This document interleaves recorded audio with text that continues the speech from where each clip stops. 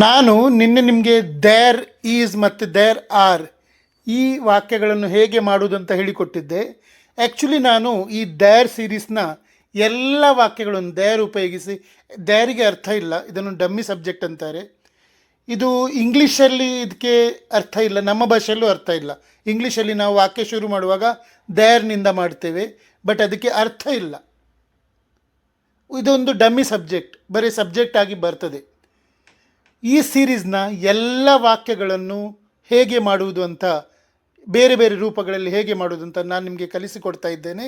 So ಇವತ್ತು ನಾವು there is some ಈ ವಾಕ್ಯಗಳನ್ನು ಹೇಗೆ ಮಾಡುವುದು ಅಂತ ಕಲಿಯೋಣ. There is some mistake in your answer. ನಿನ್ನ ಉತ್ತರದಲ್ಲಿ ಸ್ವಲ್ಪ ತಪ್ಪಿದೆ. There is some mistake in your answer. ನಿನ್ನ ಉತ್ತರದಲ್ಲಿ ಸ್ವಲ್ಪ ತಪ್ಪಿದೆ. There is some milk in the fridge. ಫ್ರಿಡ್ಜ್ನಲ್ಲಿ ಸ್ವಲ್ಪ ಹಾಲು ಇದೆ.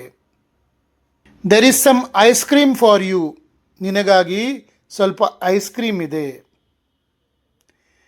There is some water in the bottle. ಬಾಟಲಿಯಲ್ಲಿ ಸ್ವಲ್ಪ ನೀರು ಇದೆ.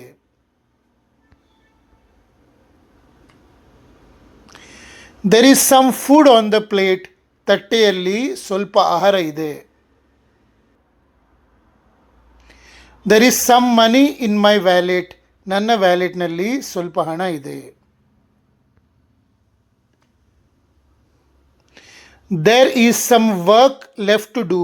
ಮಾಡಲು ಸ್ವಲ್ಪ ಕೆಲಸ ಬಾಕಿ ಇದೆ. There is some sugar in the jar. ಜಾರಿನಲ್ಲಿ ಸ್ವಲ್ಪ ಸಕ್ಕರೆ ಇದೆ.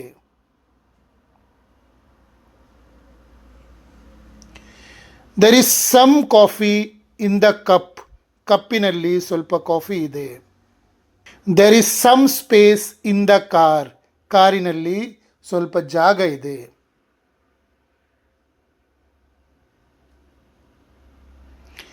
There is some problem with the phone. ಫೋನಿನಲ್ಲಿ ಏನು ಸ್ವಲ್ಪ ಸಮಸ್ಯೆ ಇದೆ. There is some noise outside. ಹೊರಗೆ ಏನೋ ಸ್ವಲ್ಪ ಶಬ್ದ ಬರುತ್ತಿದೆ. There is some hope left.